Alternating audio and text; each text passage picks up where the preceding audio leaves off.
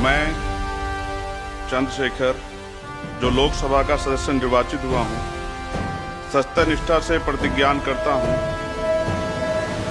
कभी सोचा था आपने कि पहले तो कि संसद की सीढ़ियां चढ़ने का मौका मिलेगा? सोचा था तभी तो गया। मैं भविष्यवाणियां नहीं करता हूँ, लेकिन मैं आपको लिख के दे रहा हूँ, उत्तर प्रदेश का चुनाव ऐतिहासिक होगा आजाद समाज पार्टी के लिए, और आजाद समाज पार्टी के बगैर सरकार नहीं बनेगी। ये कॉन्फिडेंस है या ओवर कॉन्फिडेंस है? ओवर कॉन्फिडेंस उनको होता है जैसे पिछली बार कुछ लोगों को था 2022 में कि वो मुख्यमंत्री बन रहे हैं। वोट और नोट दोनों चाहिए, कैसे काम करेंगे? बजट चाहिए और नोट वही देंगे जिनको अपना वनवास ये 15 साल का खत्म था। पिछले कई बार के धोखों से मैं ऊब गया हूँ। पार्टी ने अब तय किया है कि किसी के पास नहीं जाना। बहुत कोशिश की थी आपने 2022 में, 2024 में अलायंस में जाने की, लेकिन आपको किसी ने पूछा नहीं था। अगर आगे से ऑफर आता है आप समाजवादी पार्टी की तरफ से तो आप जाएंगे? रही गठबंधन की बात तो वो समय परिस्थितियों पर डिपेंड करता है। अखिलेश यादव जी से व्यक्तिगत संबंध कैसे हैं आपके? नहीं, मेरे किसी से व्यक्तिगत संबंध बुरे नहीं। कुछ लोगों से नहीं है, कुछ लोगों से है, तो कोई संबंध में ऐसा नहीं कि उन्होंने मेरी कोई जमीन छीनी। दरवाजे अभी खुले हैं आपकी तरफ से कि हम भविष्य में देखेंगे, तय करेंगे किसके साथ जाना है, किसके साथ नहीं जाना है, या फिर अकेले जाना है? मेरी इच्छा है ये अलायंस बने जिसमें ओवैसी जी भी हों, रामप्रसाद मौर्य जी भी हों, पल्लवी पटेल जो तमाम वो उस तरह के फैक्शन हो जो चाहते हैं, जो सरकार के खिलाफ लड़ रहे हैं। लेकिन योगी सरकार तो सर कहती है ना कि भाई कानून व्यवस्था हमारी सरकार में इतनी सख्त है, देखिए गुंडे माफिया सब छुप गए हैं। रायबरेली में जो एक पासी समाज के भाई की हत्या हुई, उसका कोई जवाब है उनके पास? मेरठ में जो एक शेड्यूल कास्ट की लड़की की हत्या हुई है, कौशाम्बी में जो पाल समाज की बच्ची की हत्या हुई है, कोई जवाब है सरकार के पास? मैं खुद इसका गवाह हूं, उनकी कानून व्यवस्था कितनी अच्छी मुझे गोली लगी। जी हाँ। और एक साल में सरकार ने इतनी मजबूत पैरवी की कि एक साल में जिन्होंने गोली चलाई थी वो बेल पे घर घूम रहे। मैं सुरक्षा में घूम रहा हूँ और वो लोग खुलेआम घूम रहे। ये है सरकार की कार्यशैली। पहले रात के अंधेरे में वोट खरीदा जाता था, अब दिन के उजाले में डिजिटल पेमेंट देके वोट खरीदा जाता है। कल अमित शाह आए और आपसे कहे छोड़िए सब कुछ, आ जाइए साथ में, क्या कहेंगे आप? कहाँ है? मेरे ऑफिस में। आपको क्या लगता है ये ऑफर नहीं होंगे मेरे पास? कांग्रेस पार्टी को अब बी पार्टी कह रहे हैं, बी टीम कह रहे हैं, भारतीय जनता पार्टी। नहीं, मैं इस अलायंस के बारे में कह रहा हूँ कि ये जो दूसरे लोगों पे आरोप लगाते हैं कि भाई ये बी पार्टी है, सी पार्टी है, मैं आज कह रहा हूँ कांग्रेस जितनी सीटें मांग रही है, अगर समाजवादी पार्टी ना दे, अकेले जाएंगे?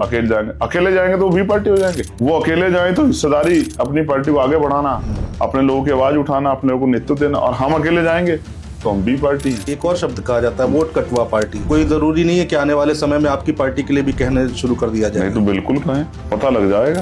आपने क्या किया नगीना में? आपने वोट काटे बीजेपी को जिताने के लिए। उत्तर प्रदेश में आपका और बीएसपी का कंपैरिजन बहुत होता है। जिस पार्क में आपने आंदोलन किया, इको गार्डन, वो बहन जी ने बनवाया, बिल्कुल सही बात, बहुत कुछ करा उन्होंने, मैं हमेशा उनका सम्मान करता हूँ, लेकिन वो चीफ मिनिस्टर बनी तभी तो उन्होंने किया। उनमें हमें कंपैरिजन ही नहीं हो सकता। वो बहुत सीनियर है हमसे। जो कभी कहते थे कि पीडीए में डी दलित है, अभी उन्होंने कहा कि पीडी का मतलब पंडित है, तो इसका मतलब अब उन्होंने दलितों को नकार दिया है। आकाश आनंद जी का भाषण सुना आपने? सबको उन्होंने जो है आड़े हाथों लिया, कांग्रेस, बीजेपी, सपा, लेकिन आपका नाम नहीं लिया। इस बार 24 में लिया था। वो समझ गए हैं कि अगर मैं उनका नाम लूंगा तो फिर जनता जो उनसे प्यार करती है वो हमें सबक सिखाएगी, इसलिए शायद उन्होंने इस बार ऐसी गलती नहीं की, और मुझे लगता है भविष्य में भी वो ऐसी गलती नहीं करेंगे। और रांची का प्रोटेस्ट और जंतर मंतर प्रोटेस्ट, एक धड़ा है, एक तबका है जो ये बताने की कोशिश कर रहा है कि भाई वो प्रोटेस्ट अलग था और ये प्रोटेस्ट अलग है। वहाँ पर बिरयानी की बात होने लग रही है कि कौन बिरयानी ला रहा है, कौन जुनैद है, कौन क्या है। इस मूर्खता का कोई इलाज नहीं। अनुज भाई के चैनल को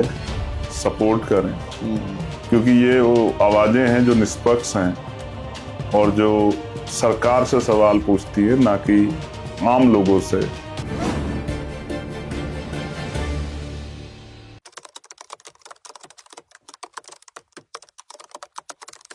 नमस्कार दोस्तों, मैं हूं आपके साथ अनुज श्रीवास्तव। आज का पॉडकास्ट बहुत ही ज़्यादा खास होने जा रहा है और जिस शख्सियत के साथ हम लोग बैठे हुए हैं, पिछले काफ़ी समय से हम कोशिश कर रहे थे कि उनसे मुलाकात हो, उनसे बातचीत हो, और आज हमारी कोशिश कामयाब हुई है। नगीना से सांसद है चंद्रशेखर आज़ाद, उनसे हम बातचीत करेंगे। जब 2024 का लोकसभा चुनाव था तो मैं कवर करने गया था नगीना, और 4 दिन कवर करने के बाद मैंने लाइव बोला था कि यहाँ से चंद्रशेखर आज़ाद सांसद बन रहे हैं, और वैसा ही हुआ। सर बहुत स्वागत है आपका। धन्यवाद सर। चंद्रशेखर आज़ाद और सांसद चंद्रशेखर आज़ाद, कितना फ़र्क आया सर जीवन में? बहुत फर्क नहीं है। जी। देखिए, नाम से तो मैं समझता हूँ कि बहुत कुछ डिसाइड नहीं किया जा सकता है। हालांकि नाम एक आधार होता है और वो आदमी के व्यक्तित्व को प्रदर्शित कर सकता है, लेकिन कर्म प्रधान है। जी। अगर आपके कर्म अच्छे नहीं होंगे तो नाम कितने भी अच्छा क्यों ना, कोई फर्क नहीं पड़ता है। तो रही बात व्यक्तित्व के तौर पे, तो मैं कल भी सड़क पे लड़ता था और आज भी सड़क पे लड़ता हूँ। फर्क यह है कि अब मैं उस सदन का हिस्सा हूँ जहाँ जवाबदेही तय होती है। जी। और मैं कोशिश करता हूँ कि कोई भी इश्यू हो, मैं उस पर जवाबदेही सुनिश्चित करने के लिए सवाल जरूर खड़ा करता हूँ। चाहे सदन चलेगा तो सदन के अंदर, सदन नहीं चलता तो फिर बाहर तख्ती लेके या बाबा साहब अम्बेडकर या महान पुरुषों के स्टैचू के नीचे बैठ के, लेकिन कोशिश करता हूँ कि जब भी कोई विषय देश के अंदर खड़ा हो, चाहे वो नौजवानों का हो, किसानों का हो, महिलाओं का हो, कर्मचारियों का हो, किसी का भी विषय हो, उसमें मैं उनके साथ खड़ा दिखाई दूं, इसका प्रयास मैं लगातार करता रहता हूं। कैसा रहा सर पहला दिन संसद का जब आप पहुंचे? कभी सोचा था आपने कि पहले तो कि संसद की सीढ़ियां चढ़ने का मौका मिलेगा, और जब पहली बार आप गए तो क्या महसूस हुआ? क्योंकि आपके पीछे भीड़ है यूथ और युवाओं की, बहुत लोग हैं जो आपकी तरह सांसद बनना चाहते होंगे, चुनाव लड़ना चाहते होंगे। बिल्कुल। तो क्या एक्सपीरियंस रहा आपका? नहीं, सोचा था तभी तो गया हूँ। हाँ। अगर नहीं सोचता तो फिर जाता कैसे? हाँ। 2018 6 दिसंबर को मैं गया था पार्लियामेंट में। जी। बाबा साहब डॉक्टर भीमराव अंबेडकर जी का परिनिर्वाण दिवस वहां मनाया जाता है। जी। तो मैं गया था, मेरे याद है। तो जब मैं गया था तो उस दिन ये संकल्प कर गया था कि जब मैं पार्लियामेंट तभी आऊंगा जब मैं इस हाउस का मेंबर बन जाऊंगा। अच्छा। तब पुरानी संसद हुआ करती थी। हाँ हाँ। उसी संसद के सामने खड़े होकर ये मैंने संकल्प लिया और फिर 2022 के बाद उस पर काम किया।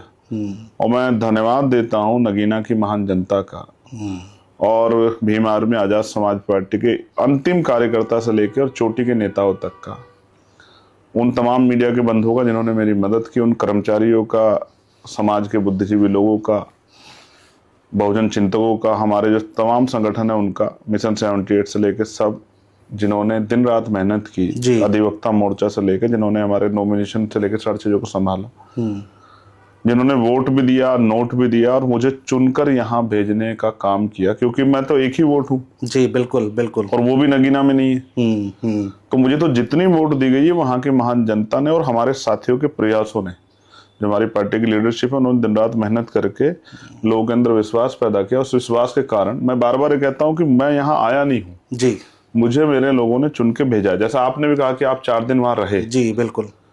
तो कुछ लोग तो ये कहते हैं कि भाई वो तो किसी ने मदद करके भेज दिया, ये करके भेज दिया, लेकिन कोई ये नहीं कहता कि जहां एक तरफ एनडीए अलायंस और इंडिया अलायंस दोनों जीत के दावे कर रहे थे कि चुनाव उन्हीं के बीच है, वहां उनकी नगीना की महान जनता की विशेष सोच जी अपने लिए एक लीडर चुनने की और उनके भविष्य के सपने और कार्यकर्ताओं की मेहनत, जहां बड़े बड़े दल, धन्ना सेठ और तमाम सब चीजें और मीडिया का सपोर्ट सब कुछ होने के बावजूद और ये उनके लिए सपोर्ट और मेरे लिए विरोध होने के बावजूद मैं वहां से चुन के आया हूं। तो ये हमारे कार्यकर्ताओं की क्षमता है, जो गरीब हैं, कमजोर हैं, लेकिन उन्होंने अपने छोटे छोटे साधनों से इतनी मेहनत की कि सबका मुंह बंद कर दिया जवाब से। और मैं अक्सर सुनता था, क्रिकेट का मैं बड़ा शौकीन हूँ, क्रिकेट में कहता है कि मुंह से मत जवाब दो, बल्ले से जवाब दो। तो मेरे जो लोग हैं जिन्होंने मुझे यहाँ भेजा है, उन्होंने बटन दबा के जवाब दिया है उन बड़ी बड़ी पार्टियों को, बड़े बड़े नेताओं को, हुकूमतों को, कि अगर आप इनका रास्ता रोकोगे तो हम इनको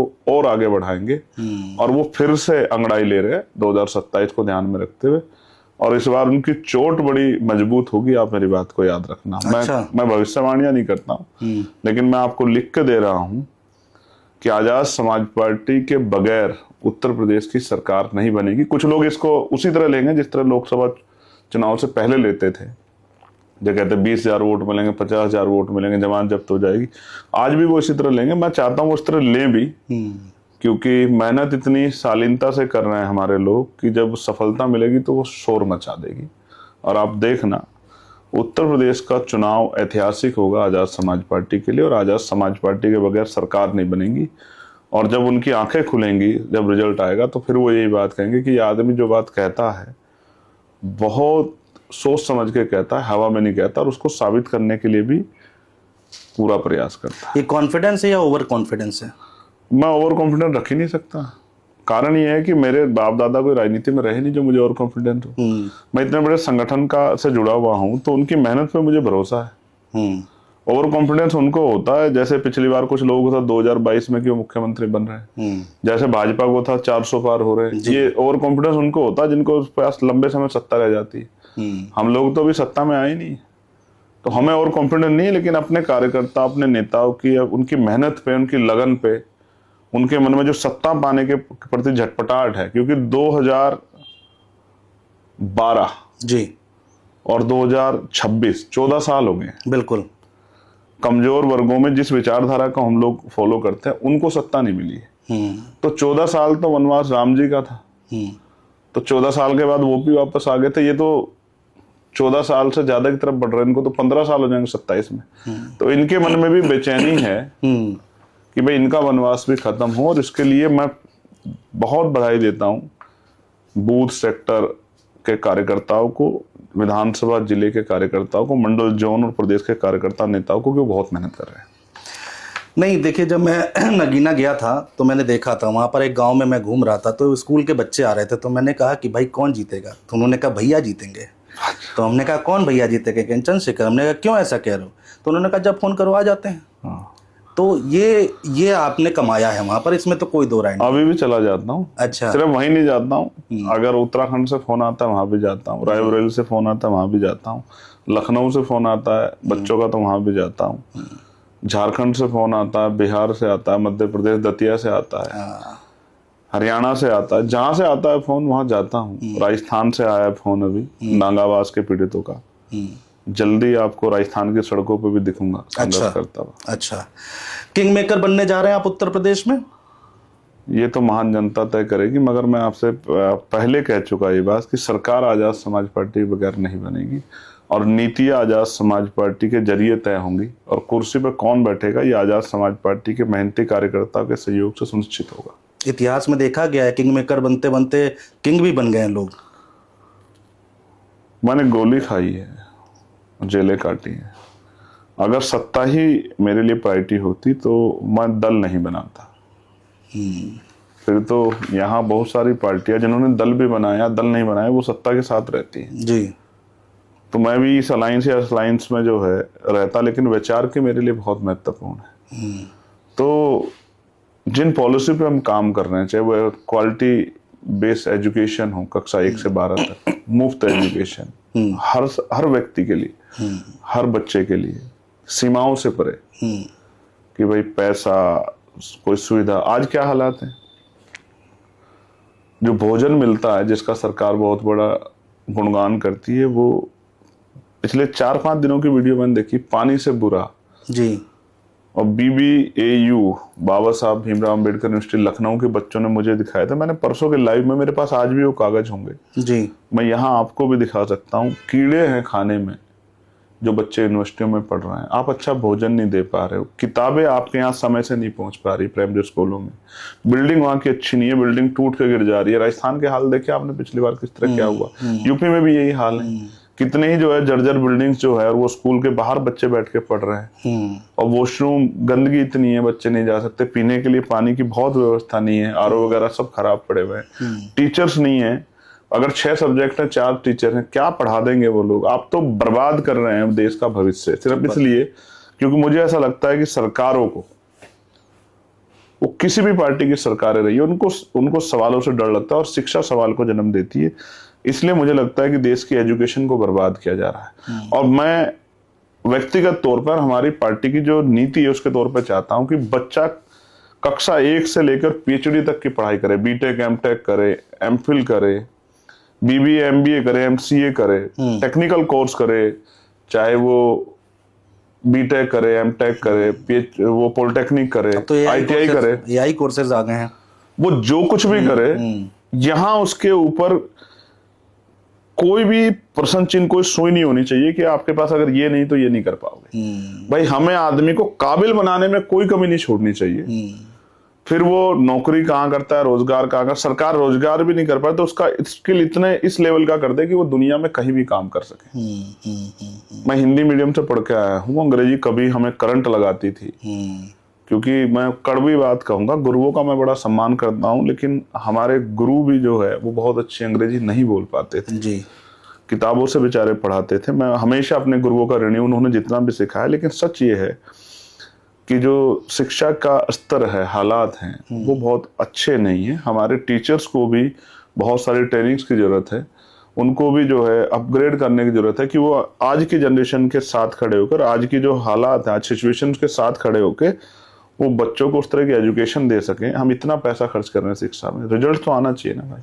ठीक बात है। देखिए, गवर्नमेंट टीचर की सैलरी 60,000 है, 80,000। हाँ। प्राइवेट टीचर की सैलरी 15,000, 20,000। बिल्कुल। लेकिन गवर्नमेंट टीचर और गवर्नमेंट एम्प्लॉय जितने भी डिपार्टमेंट के, वो गवर्नमेंट स्कूल में अपने बच्चे को नहीं भेज रहे हैं। नहीं भेज रहे हैं। एमबीबीएस के लिए हम लोग गवर्नमेंट स्कूल ढूंढते हैं ना, बिल्कुल, कि गवर्नमेंट सीट मिल जाए। बिल्कुल। लेकिन हम लोग अपने बच्चे की बुनियादी जो है प्रारंभिक शिक्षा के लिए प्राइवेट स्कूल तरफ दौड़ते हैं। क्यों? क्योंकि जो पढ़ा रहा है, जो उसकी तमाम उससे जुड़ा हुआ है, प्रक्रिया जुड़ा, उसको पता है कि सरकारी स्कूल में पढ़ाई नहीं हो रही। यही हाल हॉस्पिटलों के है जी। आप जाइए हॉस्पिटलों में, दवाई नहीं है, डॉक्टर नहीं है, सुविधाएं नहीं है, मशीनें नहीं है, और बस भ्रष्टाचार की भेंट चढ़ गया सिस्टम। तो बहुत तकलीफ होती है, ये कब सुधरेंगे? ठीक बात है। और बहुत लंबे समय हमने इंतजार किया सामाजिक संगठन के जरिए कि इनको सुधारने में सरकारी योगदान करे। फिर हमें एहसास हुआ, जैसा एहसास कुछ दिनों बाद आप देख लेना, मेरी आज की लाइन को आप नोट कर लेना, ये जो सीजेपी वाले हमारे साथी जी जी जी, 1-1.5 साल बाद ये कहेंगे कि भाई इन पार्टियों से काम नहीं हो रहा जो हम चाहते हैं, इसलिए हम अपना दल बना रहे हैं। आप मेरी बात को याद रखना, जो मैं आज बात कह रहा हूँ, रिकॉर्ड में कह रहा हूँ आपके पास। 1.5 साल 1 साल बाद ये कहेंगे भाई इन पार्टियों को बस का नहीं, इसलिए हम अपना पॉलिटिकल पार्टी फॉर्म कर रहे हैं जनता को बेहतर विकल्प देने के लिए। आज जो मैं कह रहा हूँ इसको आप अनुज भाई रिकॉर्ड रखना, आपके काम आएगा मेरी बात को, मेरा अनुभव है ये। अच्छा। तो हमने लंबे समय इन पर भरोसा किया, उन्होंने काम नहीं किया और उन्होंने हमारे जो विश्वास पे खरे नहीं उतरे, इसलिए हमने अपना दल बना के कि हम जब ये लोग कर नहीं सकते तो हम कर सकते हैं, इसलिए हम लोग फील्ड में आए। नहीं, आपने साबित किया है, आपने मेहनत की है, इसमें कोई दो राय नहीं है। आपने गांव-गांव गली-गली चले हैं, जो सही है वो सही है, उसको जो गलत है वो गलत है, कहने में कोई बुराई नहीं है। पहली चीज़। दूसरी चीज़, कैसे लड़ेंगे सर? एक परसेप्शन बनता है कि पश्चिमी उत्तर प्रदेश से आगे आप कैसे लड़ेंगे, संगठन कैसे मजबूत करेंगे, बूथ लेवल के कार्यकर्ता आपके पास है, वोट और नोट दोनों चाहिए, कैसे काम करेंगे, बजट चाहिए, पार्टी को, संगठन को खड़ा करना है, पश्चिम से लेकर पूर्वांचल तक जाना है। इसके लिए मैं एक अध्ययन आपको बता देता हूँ। वो कहते हैं ना, हाथ कंगन को आरसी किया और पढ़े लिखे को फारसी किया, प्रत्यक्ष को प्रमाण की आवश्यकता नहीं होती। 2024 में हम 2 सीट लड़े थे उत्तर प्रदेश के अंदर, एक मैं व्यक्तिगत, दूसरा हम डुमरियागंज लड़े जहां हमें 80,000 से ज्यादा वोट मिले जी। ये इस बात का पैमाना, डुमरियागंज कहाँ, सिद्धार्थनगर जिला, नेपाल बॉर्डर जी, और ये एक दूसरे के बिल्कुल विपरीत हैं। ये वाला छोरे 80,000 वोट थोड़े नहीं होते हैं, बहुत होते हैं। हम तीसरी बड़ी पार्टी थी वहां और जीत हार का अंतर लगभग 45,000 का था। यानी कि जितने जीत हार का अंतर था उससे ज्यादा दुगने वोट हमें मिले। और चुनाव आप ये भी समझ सकते हो कि 2 धड़ों में बटा हुआ था, क्या तो इनको वोट कर रहे हैं, इनको वोट कर रहे हैं। ठीक बात है। निर्दलीय आप चेक करोगे तो आपको 8-10 से ज्यादा लोग नहीं मिलेंगे। इससे भी मैं आगे बढ़ता हूँ, अभी दतिया का उपचुनाव हुआ है। हाँ। दतिया यूपी में नहीं है, मध्य प्रदेश में। हमें वहां 22,000 से ज्यादा वोट मिला है। तब जबकि उपचुनाव था, वो सत्ता का होता है, सब कहते हैं सत्ता का चुनाव। बिल्कुल ठीक बात है। और यूपी में तो हमने चुनाव को लुटता हुआ देखा है, चाहे वो मीरापुर का हो, कुंदरकी का, हमने अपनी आंखों से देखा है, कटेरी का हो। इससे भी आगे बढ़ता हूँ, मध्य प्रदेश में हम लड़े थे, हम सेवड़ा की सीट 11,000 के थोड़े से अंतर से हारे थे। राजस्थान में हम लोग 3 सीटें, जो मिनिमम मार्जिन था वो 5,000 का था, 5,000 के अंतर से हारे थे। अमरावती एक सीट है महाराष्ट्र में, वो हम 3 या 4,000 से, वो भी तब हारे जब स्लोट मेजोरिटी की सरकार बनने लगी, वरना पहले राउंड से और 21वें 22वें राउंड तक हम लोग आगे चल रहे हैं। तो ऐसा नहीं है कि आजाद समाज पार्टी सिर्फ पश्चिम का दल है। ये इसका उदाहरण है, जब दूसरे स्टेटों में उसको इतना वोट मिल रहा है, ये उसका उदाहरण है। इवन उत्तराखंड में भी हम लोग 15-15 हजार वोट हमारी पार्टी को मिले थे, जहाँ 30,000 पे एमएलए बन जाता है। जी बिल्कुल ठीक है। 2022 में, और फिर हम 2022 से लगातार काम भी कर रहे हैं, संगठन पे काम कर रहे हैं। हमें पता है पैसा ज्यादा खर्च होता है, और क्योंकि चुनाव देख के प्रत्याशी पैसा खर्च करता है, इसलिए हम लोग ज्यादा सीट लोकसभा की नहीं लड़े। अब हम 403 सीटों पर लगातार 2022 से काम कर रहे हैं और ये चौथा साल लग रहा है हमारी तैयारी में। और मैं आपको आज कह रहा हूं, हमने 45 प्रभारी हवा से बात करके नहीं घोषित किए। ग्राउंड रिपोर्ट पे, सर्वे पे, कार्यकर्ताओं के उत्साह के साथ, उनकी सकारात्मक ऊर्जा के साथ, उनके दृढ़ संकल्प के साथ और बकायदा इंटरव्यू लेके 1 महीने का उनको काम देके, और अभी 1.5 महीने का काम उनको दे दिया है। जब तक ये चुनाव मैदान में आएंगे तब तक आजाद समाज पार्टी गांव-गांव जाके जिस तरह ग्राम पंचायत का चुनाव लड़ती है, इस तरह से अपनी हिम्मत से भीम आर्मी के कार्यकर्ताओं की अटूट सहयोग और मेहनत से आजाद समाज पार्टी अपने प्रत्याशी को बहुत स्ट्रॉन्ग कर चुकी होगी। आप मेरी बात को याद रखना। मैं आज आपको इस बात से कह रहा हूँ, और नोट वही देंगे जिनको अपना वनवास ये 15 साल का खत्म करना है। जो वोट देंगे वो नोट भी देंगे। काशीराम साहब कहते थे कि भाई 1 वोट और 1 नोट, और इसी पे चुनाव लड़ेंगे।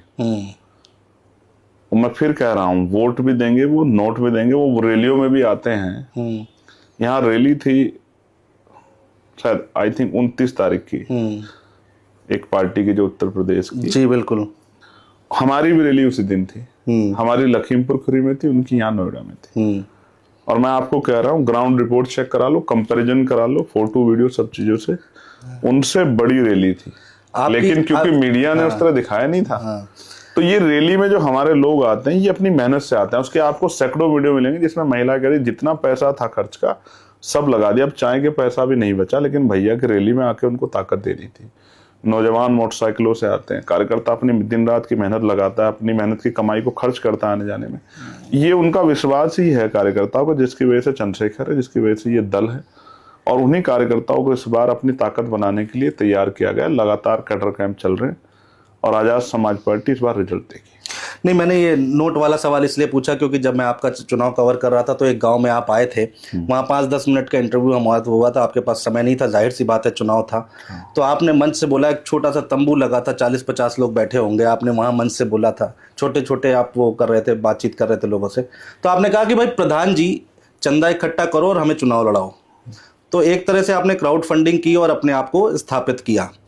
तो मेरा ये कहने का मतलब है, उत्तर प्रदेश बहुत बड़ा प्रदेश है, सबसे बड़ा सूबा है, यहाँ तो पैसों की ज़रूरत बहुत लगेगी। जब आप अपना चुनाव चंदा लगा के लड़ रहे थे तो इतना बड़ा प्रत्याशी कैसे खड़ा करेंगे इतने लोगों को? जहाँ जो लोग मुझे नेता बनाना चाहते थे उन्होंने अपने क्षेत्र में मुझे चंदा दिया, और जो लोग अपने क्षेत्रों में अपना विधायक बनाना चाहते हैं वो उस प्रत्याशी को चंदा देंगे। और ऐसा नहीं, सब मेरी तरह नहीं है, उनकी आर्थिक स्थिति मजबूत भी है। बहुत अच्छे लोग हैं जो मेहनत कर रहे हैं। 45 प्रभारी बहुत अच्छे, और अभी 100 से ज्यादा प्रभारी अभी हम लोग अगले महीने तक फिर से लेके आएंगे। जो हमारी पाइपलाइन में थे, जिन पे हमने कुछ काम दिया था, लगभग वो अभी मैं खुद लखनऊ गया था समीक्षा करने जी, और उनका बहुत सारा काम अपडेट हो गया है। अगले और हमने उनको 10 दिन दिए, उसके बाद फिर से हम फिल्टर करेंगे और फिर इस दूसरी लिस्ट को भी हम लोग जल्दी लेके आएंगे। क्या प्लानिंग क्या है सर, सारी सीटों पे लड़ेंगे आप? देखिए, आजाद समाज पार्टी को अपना सिंबल रिकॉग्नाइज कराना है उत्तर प्रदेश के अंदर। ठीक है, अपने दल को रिकॉग्नाइज कराना है कि हम हर परिस्थिति, हर प्रक्रिया में उनकी भूमिका रहे और आजाद समाज पार्टी का रिप्रेजेंटेशन बने। और पिछले कई बार के धोखों से मैं उब गया हूँ। पार्टी ने अब तय किया है कि किसी के पास नहीं जाना, अपनी मेहनत से काम करना है। अब हम लगातार काम कर रहे हैं। गठबंधन नहीं करेंगे? हमने युवाओं के लिए आंदोलन किया यहाँ दिल्ली में, फिर हमने जिस दिन ये इस्तीफा हुआ हम लोग पूरे उत्तर प्रदेश और देश भर में आंदोलन करे। मैं लखनऊ में था जी। अब ये मंडल कमीशन की सिफारिशों के लिए फिर से लखनऊ में थे जी। और हो सकता है अगले हफ्ते हम फिर से लखनऊ में हों। और लगातार पूरे उत्तर प्रदेश में हर जिला मुख्यालय पे हम लोग आंदोलन करते हैं, कार्यक्रम करते हैं, कार्यकर्ता सम्मेलन करते हैं, बूथ कमेटियां बनाते हैं, भाईचारा कमेटियां बनाते हैं। और लोगों में जो 33 पॉइंट का हमने मैनिफेस्टो भी दिया है फर्स्ट फेज का, अभी और भी चीजें हम जोड़ेंगे क्योंकि नीचे से ड्राफ्ट बन के आ रहे हैं। उन 33 मुद्दों को घर घर तक पहुंचाने का काम हमारे लोग कर रहे हैं, जिसमें एक इम्पोर्टेंट है जिससे बहुत लोगों को करंट लगता है, वो है शराबबंदी। कि हम लोग शराबबंदी करेंगे उत्तर प्रदेश में। तो ये सारी चीजें जब जमीन पे जा रही हैं, इससे लोगों में उत्साह पैदा हो रहा है, विश्वास पैदा हो रहा है। रही गठबंधन की बात, तो वो समय परिस्थितियों पर डिपेंड करता है। पार्टी का जो आदेश होगा उसको हम लोग फॉलो करेंगे, लेकिन अभी हमारी तैयारी जमीन पे मजबूती से जाने की उसकी तैयारी पे हम लोग काम कर रहे हैं। और हम लोग उस तरह से समीकरण, जातियों के आधार पर समीकरण बना रहे हैं हर जिले में, जिससे कि हर जाति का वोट एक दूसरे को कनेक्ट करे और विनिंग पोजीशन बने।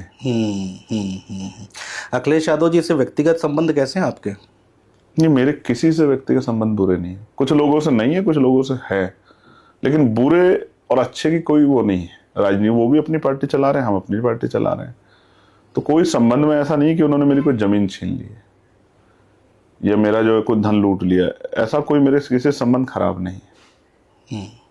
हाउस में मुलाकात तो होती होगी, बातचीत होती होगी? नहीं, सब लोगों से होती है। सवाल भी कई बार आ गया। मुझे लगता है कि सवाल का कोई मतलब ही नहीं है। वहां तो मुलाकात विरोधी पार्टी, जो सत्तारूढ़ पार्टी, उनके लोगों से भी होती है, उनसे भी आमने सामने जय भीम होती है। तो उस मुलाकात का मतलब ये नहीं कि भाई हम अलायंस में जा रहे हैं या हम अलायंस कर रहे हैं।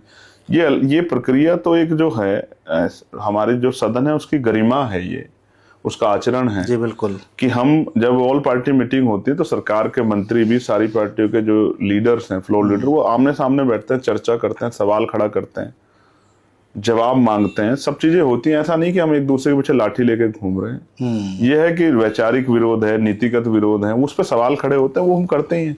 उसका एक नियमावली आचरण है कि आप किसी को वहां डंडा नहीं मार सकते हो, हाथ का प्रयोग नहीं कर सकते, कड़वे शब्द कह सकते हो, लेकिन उसकी भी सीमाएं हैं कि वो संसदीय गरिमा को में हो, संसदीय मर्यादित शब्द हो, इसकी भी। और जो ऐसा शब्द चला भी जाता है उसको निकाल दिया जाता है रिकॉर्ड से। ठीक बात है। बहुत कोशिश की थी आपने 2022 में, 2024 में अलायंस में जाने की, लेकिन आपको किसी ने पूछा नहीं था। लेकिन आज की स्थिति देखिए बदल गई है, वक्त बदल गया है। 2024 का जब चुनाव हुआ, रिजल्ट आया, तो समाजवादी पार्टी के प्रवक्ता के साथ हम लाइव बैठे हुए थे, तो हमने पूछा उनसे कि भाई नगीना में आपसे गलती हो गई? तो उनका जवाब आया, जी हाँ बिल्कुल हमसे गलती हो गई, और ये बात नेताजी ने भी कही है हमारे मीटिंग में। तो आज की डेट में देखिए तस्वीर बदली है। अगर आगे से ऑफर आता है आपको समाजवादी पार्टी की तरफ से, तो आप जाएंगे? और जाएंगे तो क्या शर्त? हालांकि आपकी पार्टी की रणनीति है, आप अगर कंफर्टेबल है तो बोलिए, वरना नहीं, कोई ऑफर आएगा तो मैं मीडिया के सामने रखूंगा। मैं कोई चीज चोरी नहीं करता हूँ। कोई पार्टी हित में ऑफर आएगा, हमें लगेगा कि हमारे मुद्दों पे, क्योंकि असल बात है मुद्दे, भाई हम जिस शक्ति के बनाने की प्रक्रिया का हिस्सा बनना चाहते, क्या वो पार्टी हमारे मुद्दों से सहमत है या नहीं है? जो मुद्दे हमारे,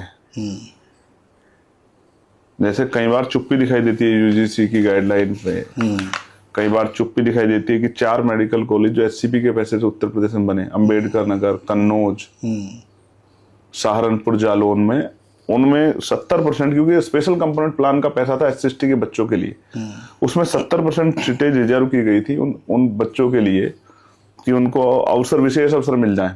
प्रदेश के अंदर 90 केंद्रीय राज्य स्तर के प्राइवेट मेडिकल कॉलेज है, उनमें सब में नहीं, 4 में है, और वो इस बार छीनी जा रही है। कल 13 तारीख से काउंसलिंग स्टार्ट हो रही है। मैं आज भी तख्ती लेके गया था हाउस में उस मामले को उठाने के लिए, लेकिन हाउस नहीं चला, वरना मैं उस मामले को जोर शोर से उठाता। और मैंने अभी लाइव में भी कहा था कि अगर ऐसा होगा, हमारे बच्चों का अधिकार छीने, 200 सीट छीनेंगी, तो हम इसके लिए मार्च निकालेंगे, न्याय मार्च जी, लखनऊ तक, और परिवर्तन चौक पे आंदोलन करेंगे लखनऊ के। ठीक है। तो ये बहुत सारे ऐसे विषय, जैसे प्रमोशन में रिजर्वेशन, जिसका बिल समाजवादी पार्टी के नेताओं ने फाड़ा, और बहुत सारे लोगों का डिमोशन हुआ। कितने महापुरुषों के नाम पे जो जिले बने थे वो बदल दिए, पार्कों के नाम बदल दिए, योजनाओं के नाम बदल दिए। तो ये नहीं चल सकता है। तो एक कॉमन मिनिमम प्रोग्राम और ड्राफ्ट बनेगा, जिसमें तय करना पड़ेगा कि भाई जिले वाइज जो है उन योजनाओं का लाभ मिले, और कर्मचारियों में भी कमजोर वर्गों के लोगों को मौका मिले जिनको इस सत्ता में नहीं मिला है। ठीक है, एजुकेशन पॉलिसी है, हेल्थ पॉलिसी है, एम्प्लॉयमेंट पॉलिसी है, और जो एनसीआरबी का डेटा कहता है, कोई भी सरकार रही जिसमें हजारों घटनाएं हर महीने होती है, साल में लाखों महिलाओं के साथ रेप हत्या। तो मैं आपको बताना चाहता हूं कल मेरे दिल पे क्या गुजरी है जी। कल रात मैं सोने के लिए गया, और तभी मेरे साथियों द्वारा ऑफिस से कुछ भेजा गया, और जब मैं उसको स्क्रॉल कर रहा था तो एक वीडियो मेरे सामने आई। ASSI टाइप एक मूवी आई है जी, और उसमें एक लड़की, एक महिला का रेप होता है गाड़ी में, उसकी वीडियो बनाई जाती है, और उसकी फैमिली को दूसरी तरफ दिखाते हैं, उसके हस्बैंड, उसका बेटा इंतजार कर रहा है, फोन कर रहा है।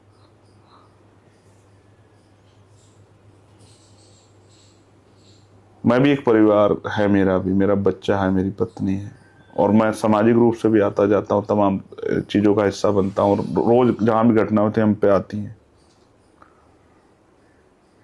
तो मैं सोच रहा था कि कब बंद होगा, कौन सा ऐसा दिन आएगा भारत में कि जब महिलाओं के साथ होने वाला अन्याय अत्याचार बंद हो जाएगा, जब हम अखबारों में नहीं पढ़ेंगे कि रेप, हत्या, जला दिया, मार दिया, ये सब चीजें बंद हो जाएंगी। पुलिस है, इंटेलिजेंस है, एजेंसियां है, पैरामिलिट्री फोर्स, आर्मी है, सब चीज सरकारें हैं, इतना बजट है, सब कुछ है, नीचे तक चौकियां बनी हुई हैं, थाने हैं, गांव में चौकीदार है, इतना सब कुछ होते हुए भी फिर इस अन्याय को कब तक देश सहेगा? महिलाएं कब सुरक्षित होंगी? ठीक बात है। कब ये हिंसा रुकेगी? कब इस देश में पढ़े लिखे नौजवानों को उनकी काबिलियत के आधार से, उनके डिग्री के आधार पर रोजगार मिलेगा? कब गांव के हालात सुधरेंगे? वहां की सड़कें, बिजली, पानी की व्यवस्था, महंगाई, बढ़ती महंगाई में उनको स्वाभिमान सम्मान का जीवन और सुविधाएं मिलेंगी। और एआई द्वारा बहुत बड़े पैमाने पर नौकरियां जा रही हैं, आपको पता है, बहुत सारी कंपनियां निकाल रही है अपने यहाँ से लोग, बहुत बुरा हाल है, छटनियां हो रही हैं। लेकिन ये वो लोग हैं जो कल तक जो है, लास्ट मंथ में जो है, जैसे मेरे एक साथी हैं, उनको इस महीने उनके ऑफिस से कहा गया कि लैपटॉप ही रख दो अगर आप रेजिग्नेशन नहीं दोगे तो उनको जबरन रेजिग्नेशन दिलाया गया कि तब आपको इस महीने हम लोग काम करने देंगे, और कई कई महीने की सैलरी रुकी हुई है बच्चों की। बिल्कुल। अब ये है कि अब वो मानसिक प्रताड़ना में है कि भाई उन्होंने फोन लिया ईएमआई पे, उन्होंने घर लिया ईएमआई पे, उन्होंने गाड़ी ली ईएमआई पे, ठीक बात है, लैपटॉप लिया, अब ये कहाँ से देंगे? तत्काल एकदम से वो हुआ है, नहीं हो पाएगा। और पारिवारिक जरूरतें हैं, खाने पीने, आने जाने की, किराए, सब चीजें कहाँ से देंगे? कितने लोग सुसाइड कर रहे हैं जिनका किसी को खबर नहीं है। मेरे खुद के साथी थे, ज्वाइंट सेक्रेटरी थे, उन्होंने सुसाइड कर लिया 1 हफ्ते पहले। क्या सरकार के पास पॉलिसी है सोशल सिक्योरिटी की? पढ़े लिखे लोग जो नौकरी कर रहे थे आज निकालते जा रहे हैं, उनको मानसिक प्रताड़ना से ना गुजरना पड़े, वो सुसाइड ना करें, अपना जीवन खत्म ना करें, उनको खून के आंसू। क्या पॉलिसी सरकार की? ये कहने से जीडीपी और हम 5वें नंबर के, 30 नंबर की अर्थव्यवस्था बन गए हैं, और ये है वो, इन सब चीजों से कहने से क्या पेट भर जाएगा? कि धरातलीय सच्चाई लोग सरकार जानती है। लेकिन योगी सरकार तो सर कहती है ना कि भाई कानून व्यवस्था हमारी सरकार में इतनी सख्त है, देखिए गुंडे माफिया सब छुप गए हैं, तख्ती लेकर सरेंडर कर रहे हैं। बिल्कुल सही कहा आपने। और अभी जो हत्या हुई है गोरखपुर में एक ब्राह्मण समाज के व्यक्ति की, कहाँ कैसे होगी? कोई जवाब है उनके पास? रायबरेली में जो एक पासी समाज के भाई की हत्या हुई है, उसका कोई जवाब है उनके पास? मेरठ में जो एक शेड्यूल कास्ट की लड़की की हत्या हुई है, कौशाम्बी में जो पाल समाज की बच्ची की हत्या हुई है, कोई जवाब है सरकार के पास? ये किसने की है? इसका मतलब एनसीआरबी का डेटा उनको बताना चाहिए, क्या उनके अपराध खत्म हो गया? कोई जवाब है उनके पास इस बात का? यही नोएडा में हुई हत्या है, इसका कोई जवाब है उनके पास? क्या व्यापारी सुरक्षित है उनकी सरकार में? सरेआम लोग अवैध असले लेके घूम रहे हैं। मैं खुद इसका गवाह हूं, उनकी कानून व्यवस्था कितनी अच्छी, मुझे गोली लगी। जी हाँ। और 1 साल में सरकार ने इतनी मजबूत पैरवी की कि 1 साल में जिन्होंने गोली चलाई थी वो बेल पे घर घूम रहे हैं। मैं सुरक्षा में घूम रहा हूं और वो लोग खुलेआम घूम रहे हैं। ये है सरकार की कार्यशैली। तो कृपया आप मुझसे ना कहें कि सरकार की कार्यशैली और कानून व्यवस्था कितनी अच्छी है, क्योंकि अगर आप सुबह का अखबार पढ़ लेंगे तो आपको पता लग जाएगा कि कितनी हिंसा, कितनी हत्याएं, जितने जिले नहीं उससे ज्यादा हत्याएं रोजाना हो रही है। यही सच है उत्तर प्रदेश की कानून व्यवस्था का। और बुलडोजर जाति धर्म देख के चलता है। और आप बात कर रहे थे तो आपने याद दिला दिया कि 6,800 करोड़ रुपए खर्च किए हैं आपने। बस प्रधानमंत्री से थोड़े से पीछे हैं आप प्रचार में सरकार के। और इनमें आप 17-18 यूनिवर्सिटियां बना सकते थे, 4-8 IIT IIM बना सकते थे, 3 बड़ी यूनिवर्सिटियां जो टॉप 100 यूनिवर्सिटियों में आ जाती दुनिया में, जो आज तक भारत की कोई यूनिवर्सिटी अब तक नहीं आई है, बना सकते थे। और आपकी तो यूनिवर्सिटियों का बजट भी 10 साल का 7,000 करोड़ नहीं है, अगर आप देखोगे तुलनात्मक अध्ययन करके।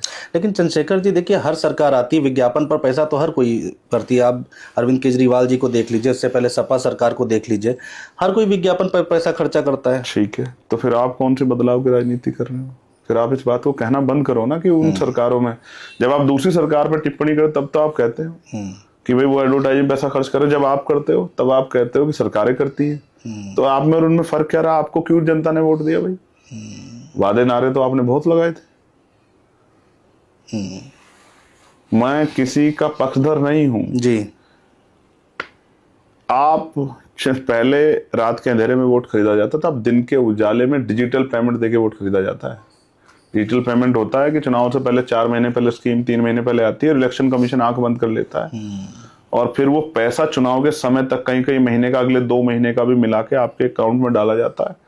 और आपके उस पार्टी कार्यकर्ता जाकर कहते हैं कि देखिए आपके अकाउंट में इतना पैसा आया, अगर आपने वोट नहीं दिया तो वापस ले लेंगे आपसे, आपको इस योजना का लाभ मिला है। बस प्रदेश की जनता को यह भी बताना चाहिए कि जो लाभ आपको मिला, ये पैसा सारे आपके टैक्स का, नेताजी अपनी जमीन बेच के नहीं लाए, नेताजी अपने बिजनेस को, अपने व्यापार को खत्म करके अपने व्यापार से लाके नहीं दे रहे, आप ही के टैक्स का पैसा, ये भी बताना चाहिए। आप एहसान नहीं कर रहे हो। पूरी दुनिया में सोशल सिक्योरिटी दी जाती है, आप क्या देते हो? 1,000 रुपए, 500 रुपए पेंशन, और 500 रुपए का जूता नहीं आता है। ठीक बात है। लेकिन आप 500 रुपए पेंशन देके किसानों क्या कहते हैं आप? हमने जो है किसान सम्मान निधि 6,000 रुपए सालाना दे रहे हैं। और अमित साहब, इसका अगर आप थोड़ा सा इसका वो कर दोगे, इसको विस्तृत कर दोगे, तो आपको ये बताना चाहिए सरकार को कि आप 500 रुपए महीना दे रहे हो। 12 पंजे 60, 6,000 रुपए वो 500 रुपए महीना। अगर 500 रुपए महीना में अगर पानी की बोतल, साफ पानी की बोतल आप पियोगे तो 20 रुपए की मिलती है मार्केट से। तो अगर 1 महीने तक आप एक बोतल खरीदोगे तो 600 रुपए का पानी बैठेगा। इतनी हैसियत लगाई है आपने जनता की, उनमें भी वो जो महिलाएं वर्द हो चुकी हैं, पुरुष वर्द हो गए, गरीब लोग हैं, उनकी ये हैसियत आप लगाई। आप बड़े बड़े उद्योगपति हो, करोड़ों रुपए माफ करते हो, लेकिन आम जनता को सोशल सिक्योरिटी के नाम पे 500, और आशा बहनों को क्या मिलता है, आंगनबाड़ी बहनों को क्या मिलता है, भोजन माताओं को क्या मिलता है, पंचायत सहायकों को क्या मिलता है, रोजगार सेवकों को क्या मिलता है, चौकीदारों को क्या मिलता है, पीआरडी के जवानों को क्या मिलता है, होमगार्ड भाइयों बहनों को क्या मिलता है। अनुदेशकों का बकाया नहीं दिया अब तक आपने, सुप्रीम कोर्ट के ऑर्डर के बाद। इतने कानून को मानने वाले लोग हो आप कि आपने सुप्रीम कोर्ट के ऑर्डर के बाद जो उनका एरियर बकाया था वो आपने दिया नहीं, जो लगभग एक व्यक्ति का लगभग 9 लाख रुपए करीब बैठता है, आपने दिया नहीं अब तक। ठीक है, कितने कितने साल से नौकरी कर रहे हैं, 6-6 महीनों से आप डिपार्टमेंट सैलरी नहीं दे रहे हैं। नेताओं को तो पुरानी पेंशन का लाभ मिलता है, लेकिन उनको नहीं मिलेगा, कर्मचारियों को नहीं मिलेगा। एक थोड़ा पत्रकार रोज मुझे पत्र लिखते हैं कि हमारा मामला उठाइए कि हम सुरक्षित नहीं है। हमारी सुरक्षा और हमारे लिए, हमारे जब हम 60 साल तक सेवा करते हैं विभिन्न चैनलों में, कई क्षेत्रों में, तो हमारी सिक्योरिटी के बारे में भी सोचा जाए, सोशल सिक्योरिटी के बारे में, कि हम जब 60 साल के हो जाएंगे और हम ये काम नहीं कर पाएंगे तो हमारा क्या होगा। सही बात। हम भी लोकतंत्र के जो 4 पिलर है उसका हिस्सा है। हाँ। ठीक है, वकील भी कहते हैं कि आपने अभी उत्तर प्रदेश से मुझे बहुत सारे पत्र आए, हाउस नहीं चल रहा वरना सारे विषय उठाता, कि आपने हमारी जो है वो रजिस्ट्रेशन फीस बढ़ा के कई गुना कर दी है, तो हम पे एक तो काम नहीं है, ऊपर से आपने हमारी फीस बढ़ा दी, तो आप हमारे हितैषी या आप लुटेरे हो गए। आप हमारे किडनी, गुर्दे, हड्डियां सब बेच के भी शायद मुझे लग रहा है कि कर्ज नहीं उतार पाएंगे, इस तरह की स्थिति में आ गया देश। ठीक है सर, आगे बढ़ते हैं। एक थोड़ा हाइपोथेटिकल सवाल पूछता हूँ। कल अमित शाह आए और आपसे कहे छोड़िए सब कुछ, आ जाइए साथ में, क्या कहेंगे आप? कहाँ है? मेरे ऑफिस में। अगर मान लीजिए आगे से ऑफर आता है भारतीय जनता पार्टी की तरफ से, किस चीज का? कि हमारे साथ आ जाइए, क्या बना देंगे वो मुझे? अब वो उनके विवेक पर है, लेकिन कुछ तो नहीं, ऑफर तो कुछ होगा। जैसे आपने ये कहा कि वो आए, तो क्या ऑफर लेके आएंगे भाई? तभी तो मैं आपको बताऊं ना ऑफर क्या है। गठबंधन कर लीजिए या फिर हमारे साथ। तो ये तो उनके यहाँ जो इस बार एमपी में नहीं, वो भी मंत्री हैं उनके यहाँ। कई ऐसे लोग दिखा दूंगा, एक सांसद वाले लोग उनके यहाँ मंत्री हैं। जितने नाम, मांझी जी उनके यहाँ मंत्री हैं, रामदास अठावले जी उनके यहाँ मंत्री हैं, अनुप्रिया पटेल जी उनके यहाँ मंत्री हैं, और सब एक वाले हैं। और रामदास अठावले जी तो बेचारे, उनका तो कोई मेंबर भी नहीं। जैन जी हैं, जैन जी के बाद 2 हैं। तो आपको क्या लगता है ये ऑफर नहीं होंगे मेरे पास?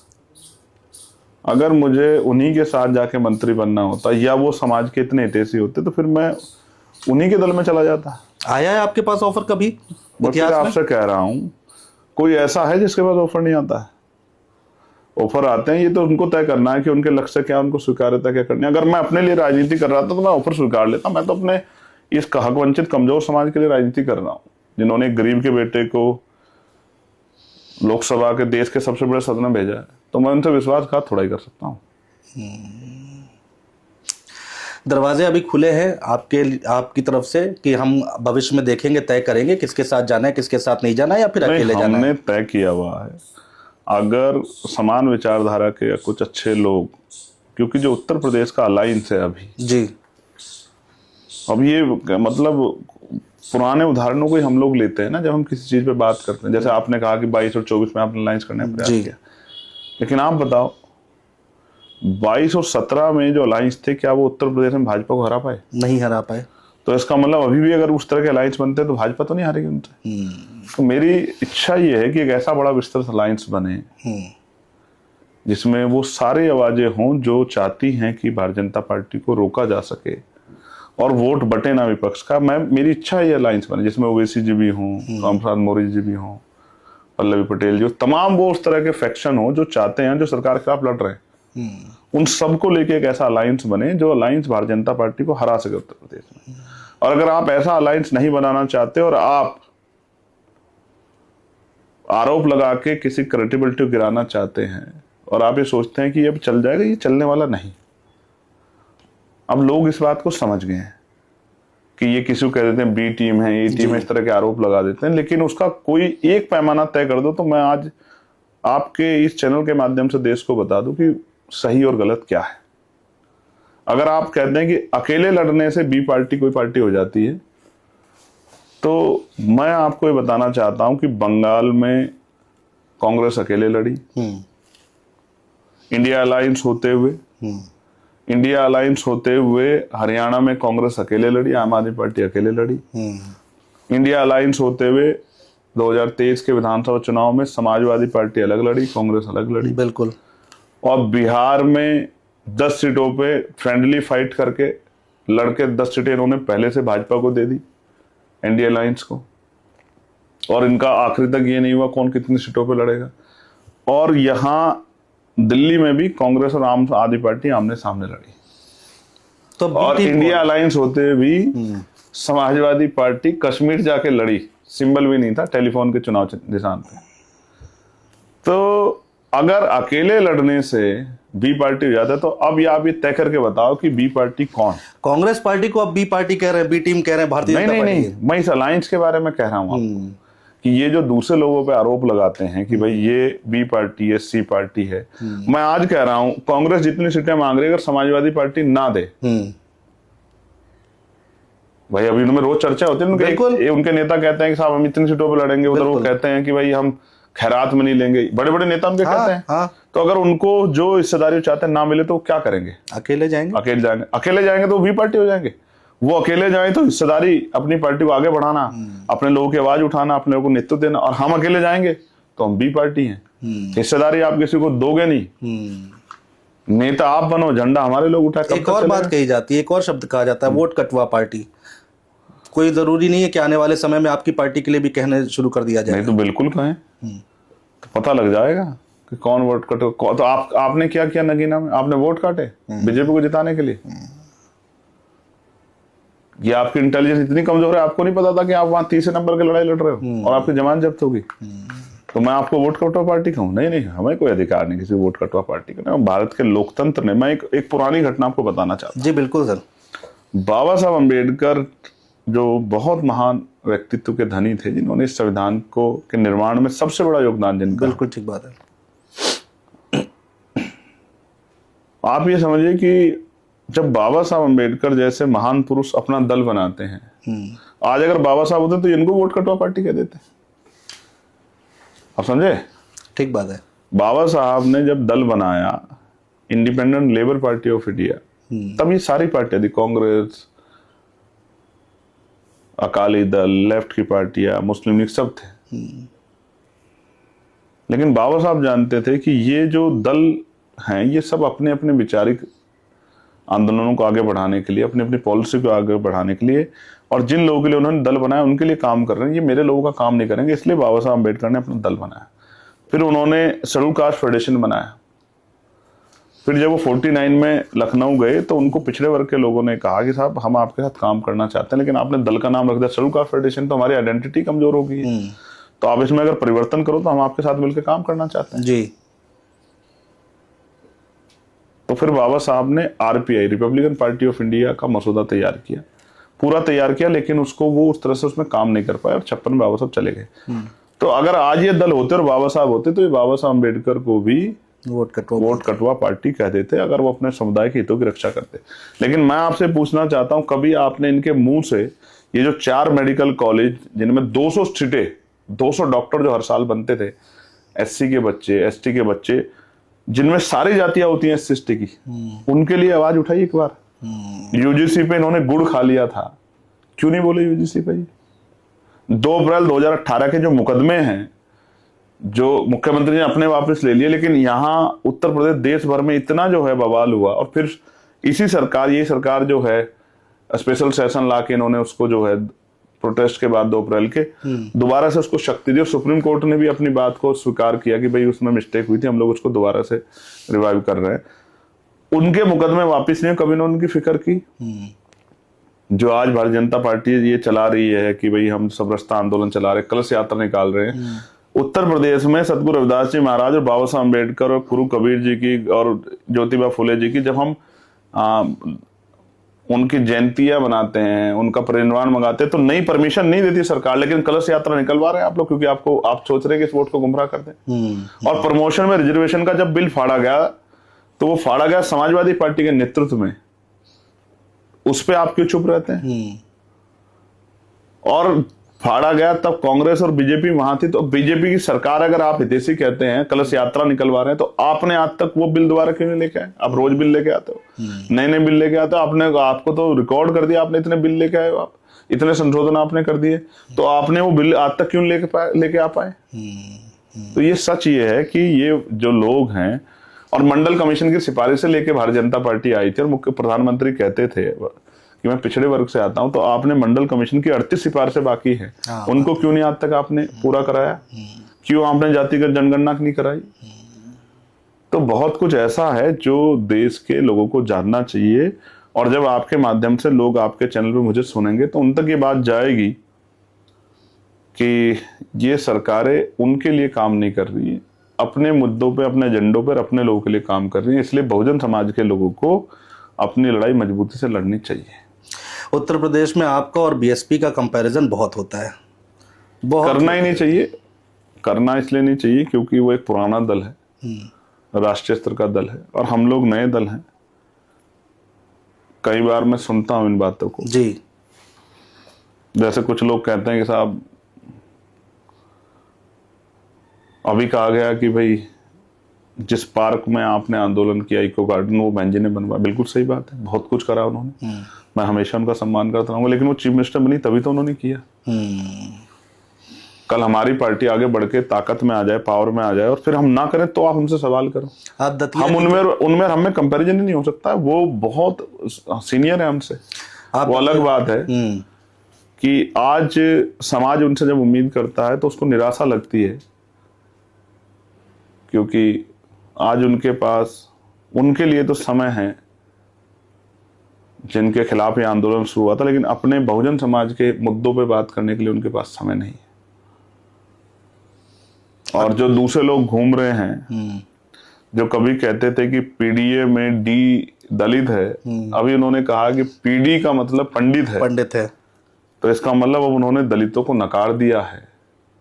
और ए का उन्होंने जिक्र नहीं किया। कभी वो अगड़ा हो जाता है, कभी अल्पसंख्यक हो जाता है, आधी आबादी हो जाता है। मैं बस ये बताना चाहता हूँ कि नारे आपकी वोट को ठगने के लिए गढ़े गए हैं। इनका सच वही है, कहावत है, अजमाए हुए को अजमाओगे तो वही मिलेगा जो मिलता है। अगर आप पुराने वाला वो 12 से 17 जैसा अगर वो चाहते हैं तो बहुजन समाज के लोगों को इनके बारे में सोचना चाहिए, वरना अपने बारे में आजाद समाज पार्टी के माध्यम से सोचना चाहिए। आकाश आनंद जी का भाषण सुना आपने? अभी हाथरस में दिया, बड़ी चर्चा हुई, नहीं सुना तो न्यूज़पेपर तो पढ़ा ही होगा, उसमें आपने पढ़ लिया होगा बयान जो उन्होंने दिए हैं। सबको उन्होंने जो है आड़े हाथों लिया है, कांग्रेस, बीजेपी, सपा, लेकिन आपका नाम नहीं लिया। इस बार 24 में लिया था। देखो, वो समझ गए हैं कि अगर मैं उनका नाम लूंगा तो फिर जनता जो उनसे प्यार करती है वो हमें सबक सिखाएगी, इसलिए शायद उन्होंने इस बार ऐसी गलती नहीं की। और मुझे लगता है भविष्य में भी वो ऐसी गलती नहीं करेंगे। उनको पता है कि आज़ाद समाज पार्टी से लोग किस तरह से प्यार करते हैं, भीम आर्मी से, और आज़ाद समाज पार्टी की भावनाओं का, भीम आर्मी की भावनाओं का अपमान करने का खामियाजा भुगतना पड़ता है। फिर जमानतें जब्त हो जाती है, 13,000 वोट मिलते हैं फिर, जो 1% से भी कम होता है।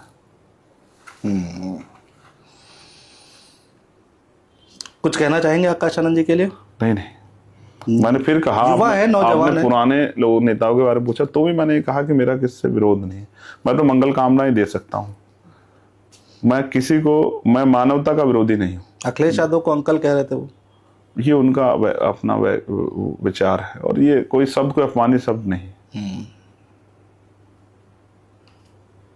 दतिया में जो आप वोट लेकर आए हैं 22,500, वहां से कभी बीएसपी ने भी जीत हासिल की है। तो बड़े बड़े आर्टिकल छपने शुरू हो गए हैं कि दतिया में चंद्रशेखर जी ने इतने वोट ले आए हैं, तो ये बीएसपी के लिए टेंशन की बात है। नहीं, होनी नहीं चाहिए, उनको वो काम ही नहीं कर रहे हैं। समाज की जो लड़ाई लड़ेगा समाज उसको वोट करेगा। 1,156 वोट मिले थे 2023 में उनको, हमारे प्रत्याशी को लगभग 500 वोट मिले थे। तो हमने 500 से मेहनत करके 22,527 तक का, यानी कि लगभग 22,000 वोट प्लस किए जी, 23 से और 26 तक। 23 में चुनाव हुआ था जी, और अभी 2 साल है, तो हम इसको और बढ़ा के बेस वोट को 50,000 प्लस तक लेके जाएंगे। तो जो आने वाला चुनाव होगा उसमें आजाद समाज पार्टी से सीधा मुकाबला होगा, जो भी पार्टी वहां फाइट में आएगी दूसरी पार्टियों में। जी, सेवड़ा में हम लोग 11-12 हजार से हारे थे, और ये एक ही जिले की सीटें हैं। तो इस वाली पूरी बेल्ट में, मध्य प्रदेश में, कार्यकर्ताओं की मेहनत से आजाद समाज पार्टी का समर्थन बढ़ रहा है। इसलिए मैं आपको बहुत जिम्मेदारी से कह सकता हूं कि आजाद समाज पार्टी वहां निर्णायक भूमिका में रहेगी, और आजाद समाज पार्टी को वहां और काम करना है कि एक तीसरा विकल्प बने।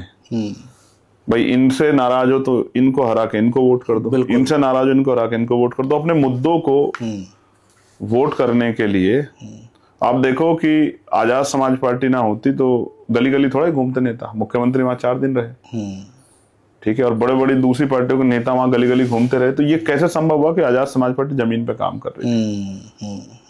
और आप जो पूछ रहे थे ना कि भाई कैसे, तो आप, इनका प्रत्याशी आया अब चुनाव से 15 दिन पहले, और हमारा प्रत्याशी आ गया था 100 दिन पहले। तो इतना ही गांव गलियों में गए हैं। और ये तो अगर पैसा, धनबल का यूज ना करते, बाहुबल का यूज ना करते, सरकारी मशीनरी का दुरुपयोग ना करते, तो मैं आपको गारंटी से कह रहा हूं कि परिणाम आजाद समाज पार्टी के पक्ष में आते हैं। बहुत पानी की तरह पैसा बहाया गया है वोटों को खरीदने के लिए, ये हमें इसकी पूरी जानकारी है। अच्छा, क्योंकि पूरा एक ही चुनाव था पूरे प्रदेश में, तो सारी सरकारी मशीनरी का ध्यान वहां था। और जो लोग चार्ज पे रहते हैं उनके ऊपर भी जिम्मेदारी होती है कि भाई अगर आपके यहाँ ना जीतते तो आपको फिर हटा दिया जाएगा। तमाम सारी सब कुछ लगाया गया, तब जाके रिजल्ट उनके फेवर में आया है। अभी मैं जब बताया किसी को कि मैं जा रहा हूँ आपका पॉडकास्ट करने के लिए, उन्होंने कहा एक सवाल ज़रूर पूछ लेना कि चंद्रशेखर जी को इतना गुस्सा क्यों आता है। उत्तराखंड गए तो वहाँ पर पुलिस वालों से लड़ लिए, कहीं जाते हैं तो वहाँ पर बहस हो जाती है, और गुस्से में तो आप खुद देखने लायक होते, पूरे रौब में होते हैं आप।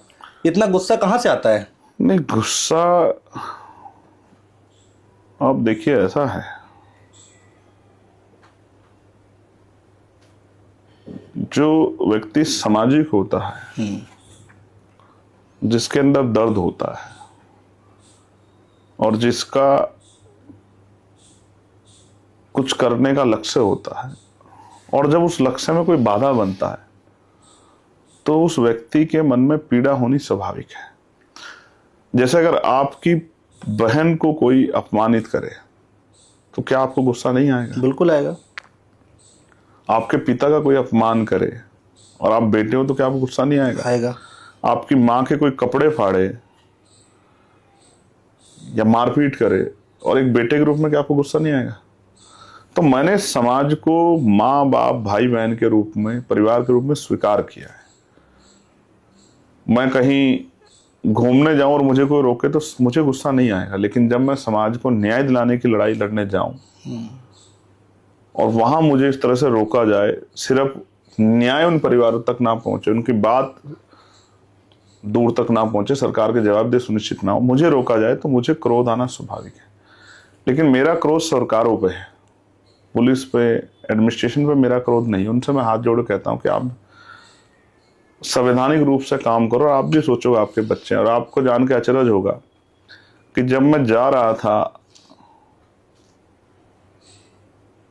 टिहरी, जब मुझे हरिद्वार में रोका गया तो मैंने पैरामिलिट्री फोर्स के जवान लगे हुए थे एसएसबी के जी, तो मैंने उनसे आग्रह किया कि आप मुझसे क्यों लड़ रहे हो, क्योंकि मुझे चोट लग गई थी, मेरे पैर का मांस फट गया था तब तक, और मुझे यहाँ भी चोट लगी थी और आंख के नीचे भी चोट लगी थी। तो मैंने उनसे कहा आप मुझसे क्यों लड़ रहे हो। मैं सिविल पुलिस की समस्या समझता हूँ कि उनको उनके ऊपर से आदेश है कि भाई इनको रोकना है, लेकिन आप तो समझो कि आपके लिए तो आपकी पुरानी पेंशन के लिए आपको शहीद का दर्जा मिले, अगर आपके साथ कोई इस तरह की घटना हो जाए, आपकी शहादत हो जाए, आपको सुविधा सम्मान मिले, इसके लिए तो मैं ही सबसे ज्यादा पार्लियामेंट में आवाज उठाता हूँ। तो आप मुझसे क्यों लड़ रहे हो, आप इनके के कहने पे ऐसा सब कुछ कर रहे हो। और इसका इतना असर था कि सेकंड टाइम जब मैं आगे बढ़ा तो पैरामिलिट्री फोर्स के जवानों ने मुझे नहीं रोका। अच्छा, वो साइड चलते रहे। तो उन्होंने भी शायद जो है जितनी देर में 1 घंटा वहां रुका, उन्होंने चेक किया होगा ये आदमी सच बोल रहा है झूठ बोल रहा है। और जब उन्होंने चेक किया होगा तो उनको मिला होगा कि ये आदमी हमारे लिए लड़ रहा है, हम इसका कोई सहयोग नहीं करते, तो हम इसके लिए बाधा ना बने। नहीं रोका फिर किसी ने आपको? नहीं, उन लोगों ने नहीं रोका, सिविल पुलिस ने तो रोका, लेकिन उन लोगों ने नहीं रोका। ये तो बड़ी बात है। हाँ, मैं इस बात को इसलिए कह रहा हूं कि मैं पुलिस की कार्यशैली को समझता हूं, और जो जंतर मंतर पे हुआ, जो दिल्ली में हुआ, वो भी पुलिस के कर्मचारी थे, और कुछ कर्मचारी ऐसे भी थे जो बच्चों को सुरक्षित कर रहे थे, बच्चों को समझा रहे थे कि आगे मत जाओ। कुछ कर्मचारी ऐसे भी थे जो खेद प्रकट कर रहे थे। तो यहाँ एक दौड़ लगी है कि कौन कितना खुश कर पाता है सरकार को, क्योंकि ट्रांसफर पोस्टिंग चाहिए, अच्छे पद चाहिए।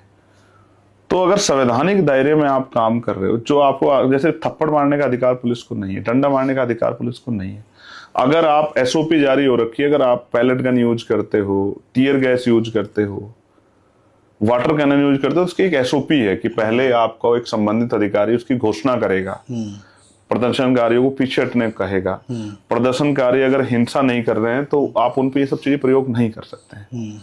आपने सिविल ड्रेस में लोगों को भेज दिया, कैसे चिन्हित हो कि वो पुलिस के हैं या आम लोग हैं या हुड़दंगी है, कैसे माना जाए। तो एक एसओपी है, उस एसओपी को क्रॉस करके, ओवरलैप करके, वायलेशन करके अगर आप कर रहे हो तो आप भी तो संवैधानिक मर्यादा को तोड़ रहे हो। फिर आपसे नाराजगी क्यों नहीं होगी, फिर आपसे सवाल क्यों नहीं होगा। और कई जगह आप अगर देखोगे तो बहुत सारे कर्मचारी घटनाओं में शामिल मिल रहे हैं, लूट में, हत्या में, मारपीट में, उस तरह के क्राइम में। तो क्या आप ये नहीं मानते कि वो है तो वो भी मनुष्य, उनपे भी अभाव प्रभाव का असर पड़ता है। ठीक बात है। इसलिए जब कोई इस तरह की घटना होती है तो मैं अपना विरोध दर्ज कराता हूं, लेकिन मेरी लड़ाई किसी संवैधानिक संस्था से नहीं है, क्योंकि मैं प्रथम और अंतिम भारतीय हूं। और मैं बार बार अपने साथियों को, प्रदर्शनकारियों को मैंने उस दिन भी ये समझाया कि जितनी सरकारी संपत्ति, चाहे सरकारी बस हो, चाहे वो पुलिस की गाड़ी हो, चाहे वो ऑफिस हो, जिस सब जनता का है, तो सरकारी संपत्ति को नुकसान नहीं कर। आप उस दिन की हालत देखोगे तो आपको अचरज होगा जी कि बच्चे आक्रोशित थे, और मैं उनको समझा रहा था, मुझसे कह रहे हैं कि हमें लाठियां पड़ी है, उनके सर फूटे हुए थे, उनके पैरों पे चोट लगी थी, खाले उधड़ी हुई थी। मैं उनको यही समझा रहा था कि आप घर से आए ना, तो अपना अधिकार मांगने आए तो तय करो कि आपका अधिकार इंपॉर्टेंट है या इस लाठी से जो पेन हो रहा है वो इंपॉर्टेंट। तो जब मैं उनको समझाता हूँ, कहते हैं कि मैं उनसे पूछता पहले कौन सी लड़ाई लड़नी है, तो कहते देखो हमें लाठी मार दी। तो मैं उनसे पूछता क्या मैं अब आपके दर्द को कम करने के लिए पुलिस के लोगों को लाठी मारूं, तब आपका दर्द कम होगा? क्या ये करना अपराध नहीं होगा? तो मैंने कहा जिनको उन्होंने अपराध किया उनके खिलाफ चिन्हित कर कार्रवाई कराएंगे, लेकिन अभी आप अपने बड़े कोज की तरफ देखो जिसके कारण आप अपने घर से निकल के यहाँ थे। तो फिर बच्चों ने माना। मैंने उनको बताया आगे जाओगे क्या होगा, पुलिस पैलेट गन चलाएगी, पुलिस टीयर गैस चलाएगी, लाठियां चलाएगी, वाटर कैनन चलाएगी, आपको चोट लग सकती है, आपको आंखों को नुकसान हो सकता है, आपके शरीर को नुकसान, तो आप बैठ जाओ। अनुशासन में अहिंसा का पालन करते हुए अगर आप संवैधानिक रूप से अपनी बात को करोगे बैठ के, तो इसका भी असर जाएगा देश पे। और हुआ भी, असर गया है, अब इस्तीफा हो गया, इससे बड़ा असर। वो जो कहते थे इस्तीफा नहीं होते, उनके यहाँ इस्तीफे हुए हैं। ये क्या कम है? कि सरकार के मंत्री ने इस्तीफा दिया। बहुत बड़ी बात है। और प्रधानमंत्री रात को 12 बजे, हालांकि जब जब प्रधानमंत्री जी 8 बजे के बाद आए हैं तो ऐसा कांड करके गए हैं कि लोग डर जाते हैं। कभी नोटबंदी, कभी जीएसटी, कभी कुछ और। अब की बार आए तो हेलो फ्रेंड्स कहते नजर आए। तो परिवर्तन तो किया है युवाओं ने, और उन युवाओं की लड़ाई हम लोग लड़ भी रहे हैं कि उनको अच्छी शिक्षा मिले, अच्छी चिकित्सा मिले, रोजगार मिले। और एक बड़ा काम मेरे मन में ये है, अगर मौका मिले जी तो उत्तर प्रदेश के हर जिले में इंडस्ट्रियल एरिया जरूर डेवलप करना है, जिससे कि वहां के क्षेत्रीय लोगों को रोजगार मिले। और एक पलायन की बहुत बड़ी समस्या है, बहुत बड़ी समस्या। जैसे सोचे सहारनपुर का कोई आदमी दिल्ली में रह के 20,000 रुपए की नौकरी कर रहा है, लेकिन आदमी को लगता है 20,000 रुपए कमा रहा है, लेकिन सच ये नहीं है। 6,000 रुपए का कमरा ले लिया, 6,000 5,000 रुपए खाने में चले जा रहे हैं, फिर बिजली का बिल है, पानी का बिल है, फिर ट्रेवल्स है, तो पता लग रहा है 16-17,000 रुपए खर्चे, 3,000 रुपए बचे हैं। अब ये 3,000 रुपए बचा के क्या वो जहां उसका परिवार रह रहा है क्या अपना घर चला सकता है? नहीं। तो प्रैक्टिकली ये सही नहीं। उसका उपाय क्या है? इसका उपाय ये है कि हम उसी क्षेत्र में जहां का वो रहने वाला वहीं रोजगार दें, चाहे वो 20 की जगह 15,000 का हो। न्यूनतम वेजेस जो है, जो 753 रुपए अनस्किल्ड के लिए, उसको हम लोग लागू कराएं सारे स्टेटों में, और मजदूरों को कम से कम 753 रुपए उनकी मजदूरी मिले, तो इतना पैसा मिले कि भाई वो अपने घर को चला सके सम्मान से, अपने बच्चों की, अपने परिवार के सम्मान की रक्षा कर सके। तो ग्रामीण क्षेत्रों में कच्चे उद्योग लगा के महिलाओं को घर पे रोजगार मिले, जिससे कि हम उनको, सबसे बड़ी बात क्या है जिस पे चर्चा नहीं होती, टैक्स पेयर बना सके। भाई टैक्स पेयर अगर वो हो जाएंगे और टैक्स आएगा सरकार के पास, तो रेवेन्यू बढ़ेगा और परिवार भी समृद्ध हो गया, परिवार समृद्ध हो जाएगा, अपने सपने पूरे कर पाएंगे, मन में शांति पैदा होगी, क्राइम कम होगा। ठीक बात है। ठीक है, एक अच्छा माहौल बनेगा, डेवलपमेंट होगा, देखने में सुंदर लगेंगे, साफ सफाई होगी, बहुत सारी परेशानियां खत्म होंगी। ठीक है, तो ये करने में खेल कूद, क्या स्पोर्ट्स को हम उस तरह बढ़ावा दे पा रहे हैं? क्या ग्रामीण प्रतिभाओं को वास्तविकता में उनके जो उनके अंदर प्रतिभा है उसके आधार पर उनका चयन हो रहा है? तो ये बात झूठ है कि चयन नहीं हो रहा है। ठीक बात है सर। आपने प्रोटेस्ट की बात की, जल्दी जल्दी हम बात कर लेते हैं, आपको भी पार्लियामेंट जाना है जी। रांची का प्रोटेस्ट और जंतर मंतर प्रोटेस्ट, एक धड़ा है, एक तबका है जो ये बताने की कोशिश कर रहा है कि भाई वो प्रोटेस्ट अलग था और ये प्रोटेस्ट अलग है।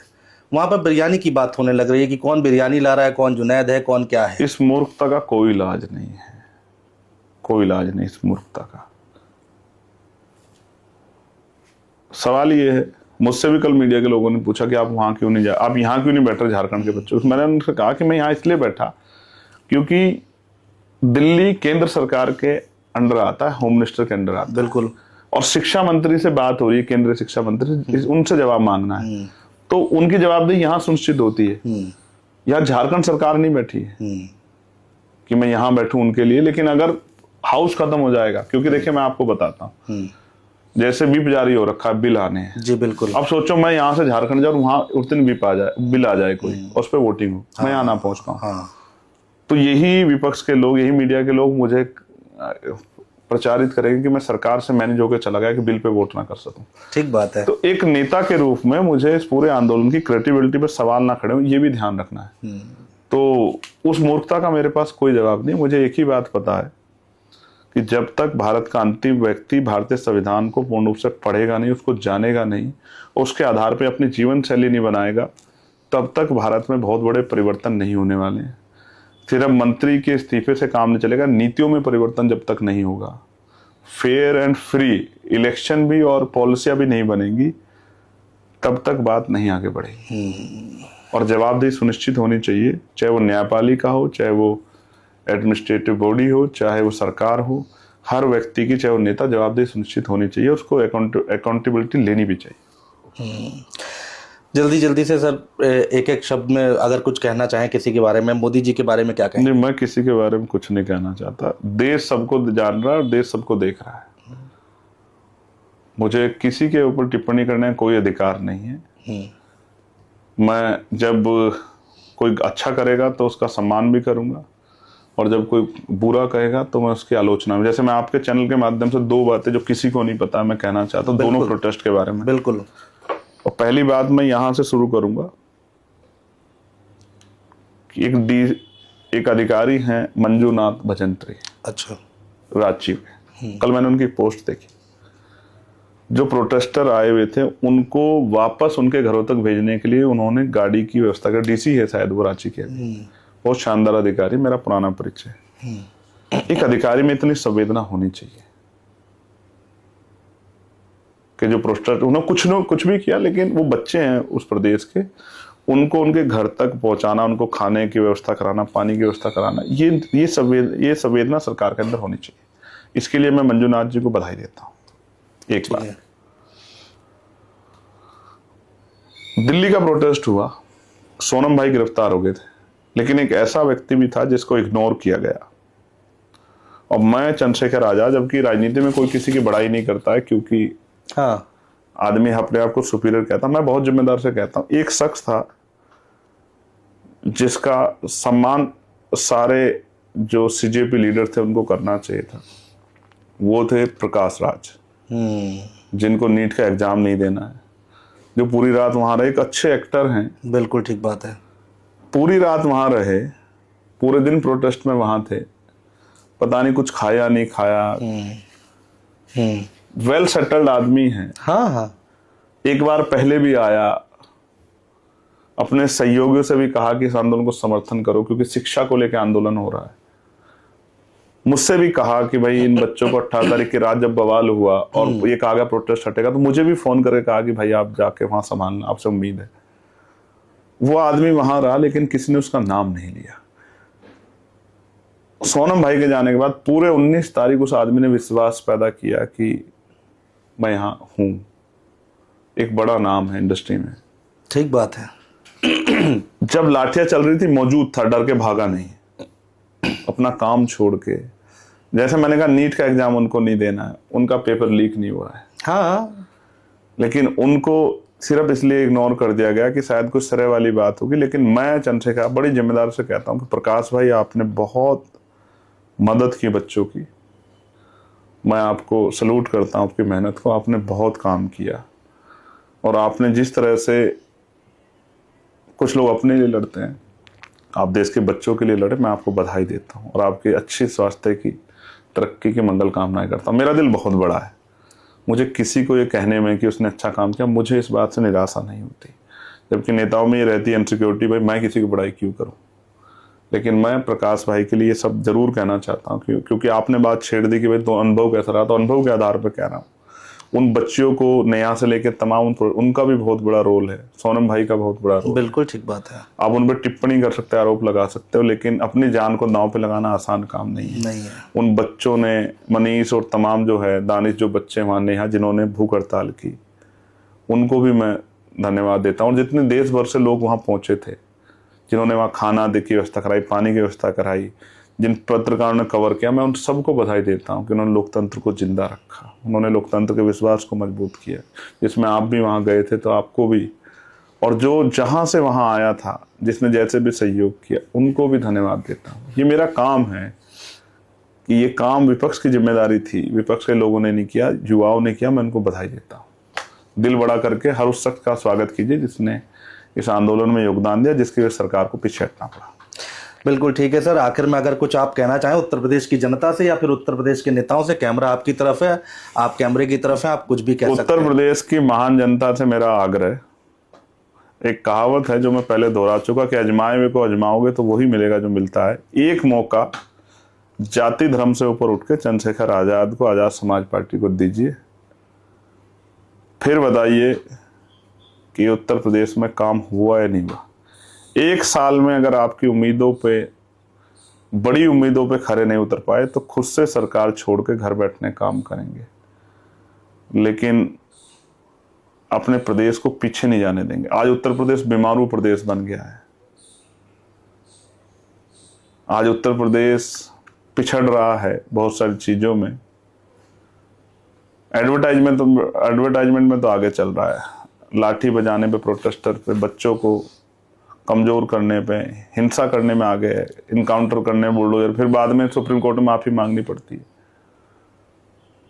बच्चों का 69 शिक्षक भर्ती के बच्चों का, उनका हक लूटने में, और यूनिवर्सिटियों में जिस तरह से जो है बीबीयू में जिस तरह बच्चों के साथ अन्याय हो रहा, उसमें तो टॉप पे दिखता है शिक्षा को कमजोर करते हुए। लेकिन शिक्षा को बढ़ाते हुए प्रदेश के लोगों का विश्वास जीतते नहीं दिखता है। तो एक मौका आजाद समाज पार्टी कांशीराम को दीजिए, फिर फैसला कीजिए कि कौन बेहतर है। और मेरा कंपैरिजन किससे मत कीजिए, मैं बहुत छोटा हूँ, अभी तो आया हूँ, पहली बार का सांसद हूँ, विपक्ष का सांसद हूँ। जो निधि आती है उसका एक एक पैसा अपने क्षेत्र में लगाता हूँ। अवसर मिलेगा, खजाने की चाबी होगी तो दिल खोल के जनता के लिए काम किया जाएगा, एक एक पैसे का हिसाब दिया जाएगा, मेरा आपको वचन है। मैं आपका चंद्रशेखर आजाद आपसे अपील करता हूँ। एक और अपील कर दीजिए हमारे चैनल के लिए कि सपोर्ट करें, सब्सक्राइब करें। हाँ, अनुज भाई के चैनल को सपोर्ट करें, क्योंकि ये वो आवाजें हैं जो निष्पक्ष हैं और जो सरकार से सवाल पूछती है, ना कि आम लोगों से। इनको भी सपोर्ट करें, मेरी इनके लिए भी मंगल कामनाएं।